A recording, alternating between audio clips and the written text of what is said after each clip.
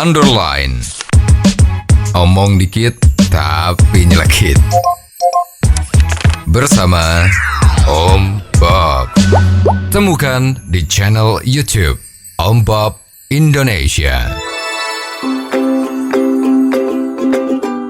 Om Bob, ada surat pembaca yang mengatakan bahwa saat ini susah sekali cari angkutan umum di Bintaro. Harus menunggu untuk bus rute Blok M hingga Bintaro saja sampai 40 menit. Bagaimana Om Bob menggarisbawahi masalah ini? Ya, ini kan masalah transportasi umum ya. Memang kalau kita lihat selama 5-6 tahun kemarin ini kan masalah ini kan diambangkan ya. Diambangkan yang dibenahi cuman penambahan armada Transjakarta, busway itu ya.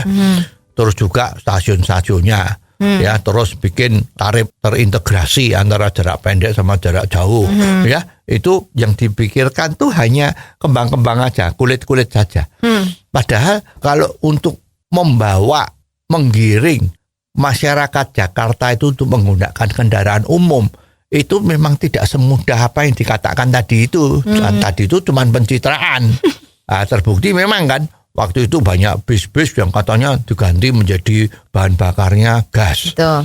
Terus sekarang bahan bakarnya listrik. Ya.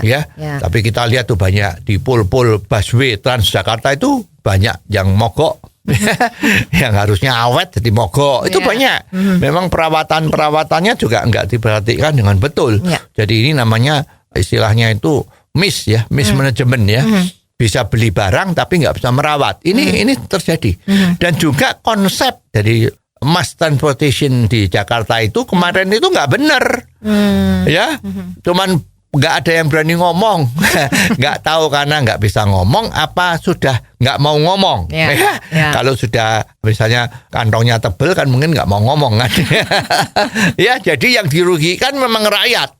Masyarakat Jakarta itu betul-betul dirugikan dengan pola transportasi umum yang ada. Terbukti kan sekarang ada yang nulis surat di harian bahwa dia dari Bintaro itu mau menuju ke Jakarta Pusat. Itu menunggunya di halte bis itu 40 menit.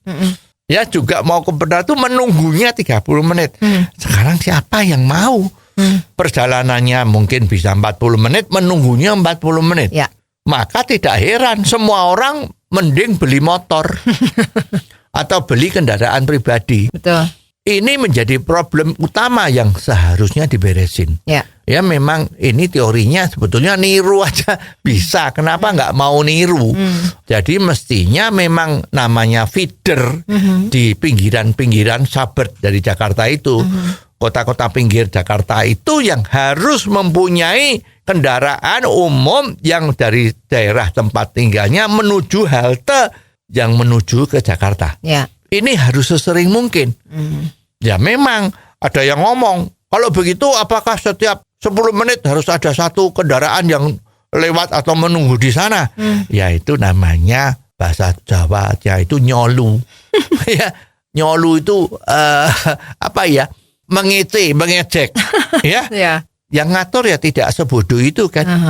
Kalau jam padat artinya jam orang berangkat kerja antara jam 6 sampai jam 8 pagi, bisa saja itu harus banyak kendaraan yang harus ada. Orang nunggu 5 menit harus diangkat, 5 menit harus diangkat.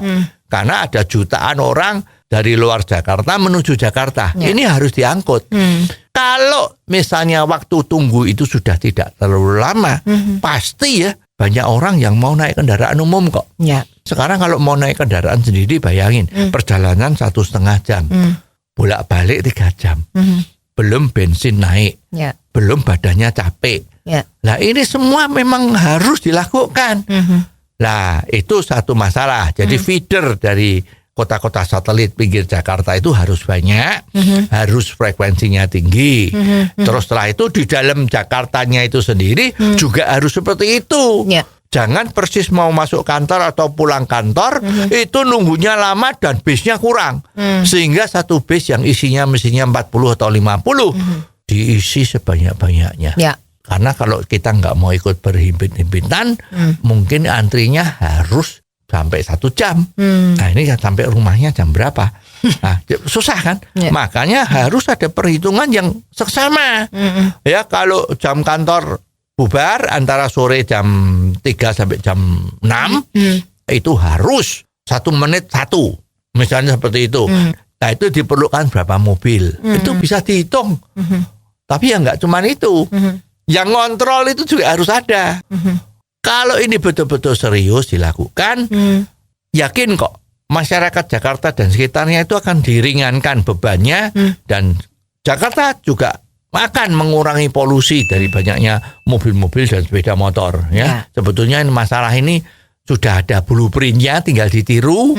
Ya, nah itu yang akan bisa menyelesaikan masalah ini. Ya, kalau cuman pencitraan, ya susah. Oh, jadi begitu ya Om Bob. Jelas deh sekarang. Terima kasih Om Bob untuk waktunya. Sampai ketemu lagi di waktu yang akan datang. Underline. Omong dikit tapi nyelekit. Bersama Om Bob. Jika Anda suka dengan channel ini, jangan lupa subscribe, like, dan komen.